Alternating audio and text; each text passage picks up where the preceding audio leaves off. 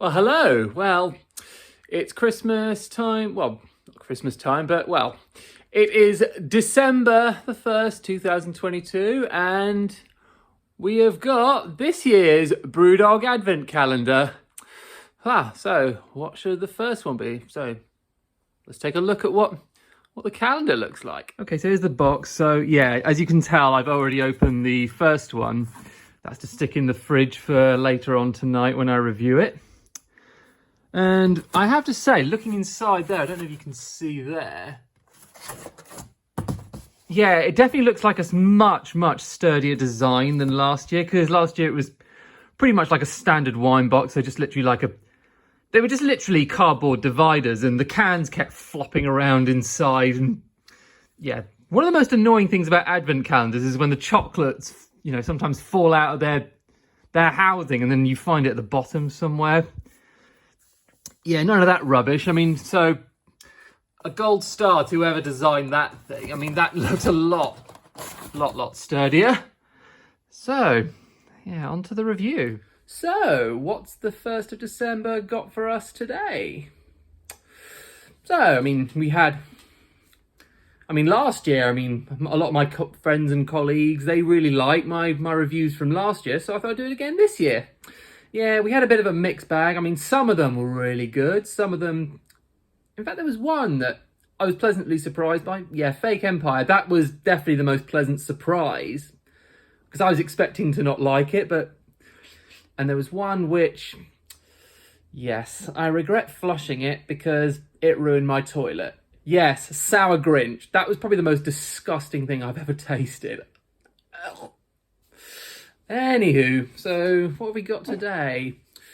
We have got Planet Pale. Okay, I mean, this isn't like, it seems to me like one of Brewdog's other attempts, because I remember they had Indie Pale Ale that tasted of basically nothing, and the one that they just called Pale Ale, which, okay, it's a 43%. I can't remember if that was the same percentage as Pale Ale, but maybe it's a rebranded version. I don't know, but well, Planet Pale, it's definitely a more imaginative name. I mean, obviously, yeah, Brewdog have lately been going initiatives like their breweries entirely wind powered, and an electric delivery fleet, and yeah, planting trees in the Brewdog forest and stuff like that. So I guess it goes around that theme, but Planet Pale, okay, that's a more imaginative name, and it's a sessionable ale. Yes, my manager Dan, yes, we debate about whether a beer is sessionable or not. Yeah, see my reviews from before.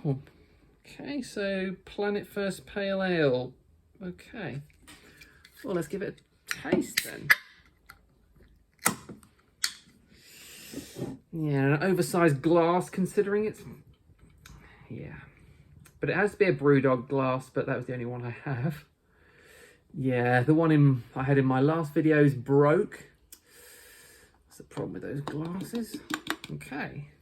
So it's nice and crisp looking, and... Ooh. Does it smell lychee almost? Bet you weren't... Previous viewers weren't expecting that. It was always grapefruit or marshmallowy head, and it's very citrusy. Okay, so instead of just a pale ale, it's not an IPA where it's more hoppy and you get the fruity flavours from it. Okay, it's quite...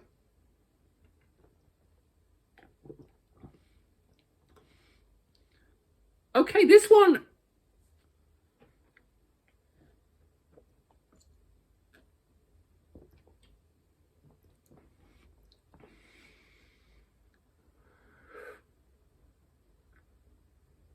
Okay, this one's actually...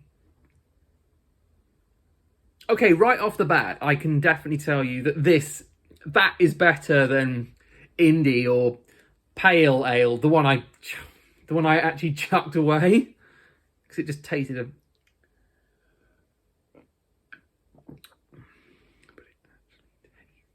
Okay, it's not particularly special. I mean, it's got... I mean, it's a very clear kind of ale. Okay, it's a clear ale. I mean, it's not a particularly special beer, but it's pretty good for a sesh for 4.3%. That's not bad at all. Okay, so not a bad start. So not a bad start to the advent calendar, I say. So it's not too piss-headedly high alcohol content. I don't know. I'm just making all that shit up. Well, cheers.